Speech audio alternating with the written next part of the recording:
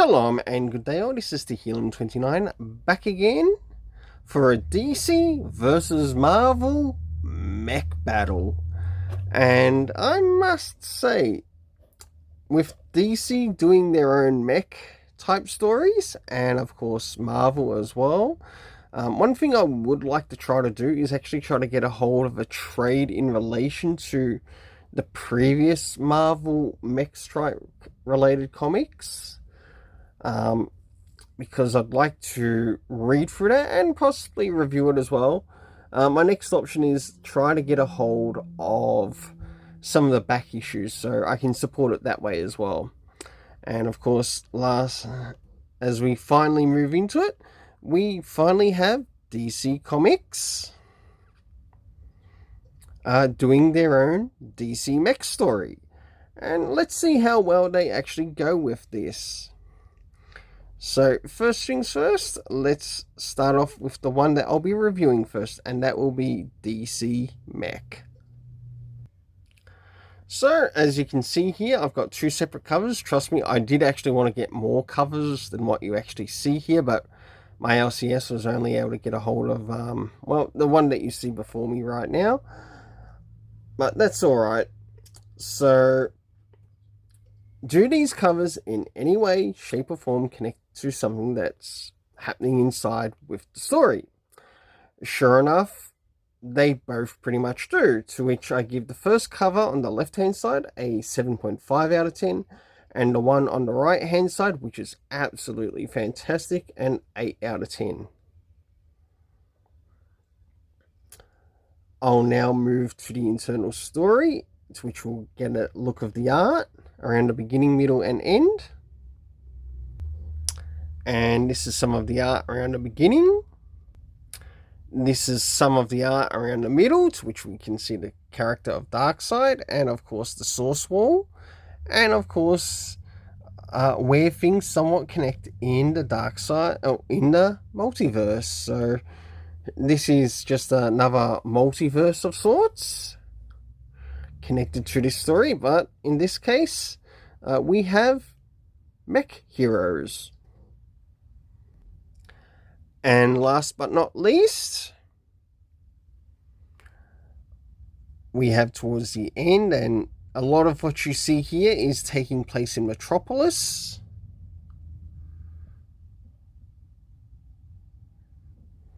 And of course we have the character of Superman, but in this one, by the time he turns up, he's known as Kal-El, and he's here to help save the Earth against the parademons that are kaijus. So for the internal art, I gave a 7.5 out of 10. Now it's time to move into the area of the story. Now first things first, did we get anything in relation to the time? Seeing that this is the first issue and we will not have to worry about the references, sure enough we did, and when things began, it was in the area of Metropolis. It was August 14, 1945. We then advance in the story, to which we actually get to see the planet Krypton and somewhat its destruction.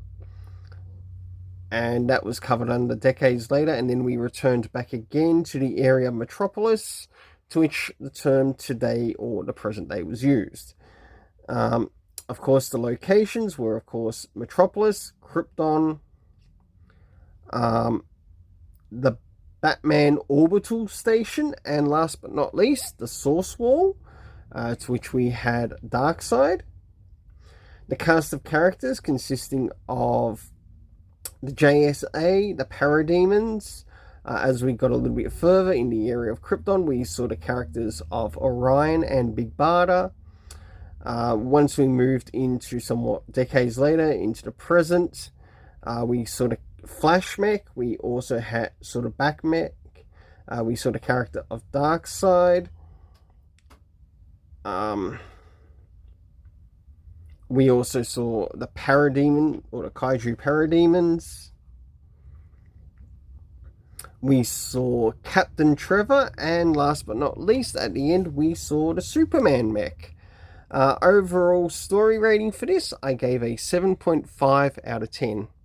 Now it's time to move into Mech Strike Monster Hunters Issue 2. So as we return, we've got the Mech Strike Monster Hunters. And as you can see on the cover, which I believed was actually Moon Knight. It almost looks like it could be a Moon Knight one, but I think it's actually meant to be Ghost Spider.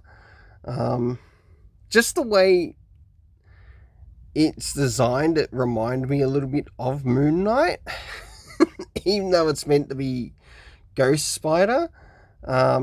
So I think the design could have been fixed up a little bit more in regards to the cover and the character of Ghost Spider. And of course, we have the Groot mech, and I thought that was actually pretty cool. To which it's got basically Groot inside it, along with Rocket. So for the cover rating, doesn't match with what's happening inside the story. Sure enough, it does, to which I give a 7 out of 10. I'll now show you some of the internal art, as well as some of the things that are happening story-wise, around the beginning, middle, and of course the end. So as the story begins, we've got basically the Hulk, we've got Doctor Strange, and a whole lot of nonsense going on. We've got a number of cast of characters here.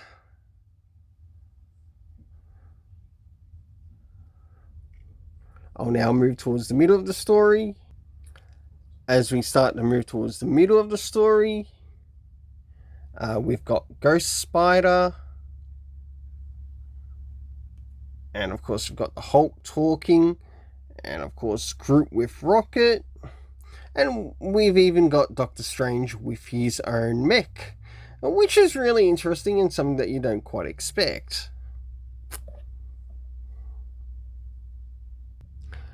And last but not least, towards the end, as we have somewhat these Mech Avengers assembled, and they're starting to go up against the Kraken, and also the person behind it.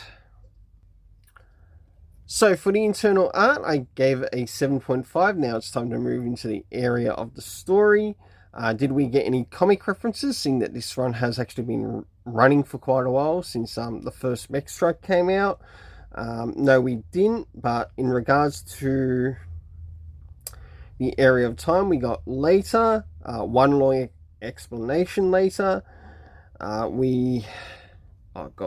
In regards to locations, we had Transylvania, which was sort of like brought up at the beginning of the story.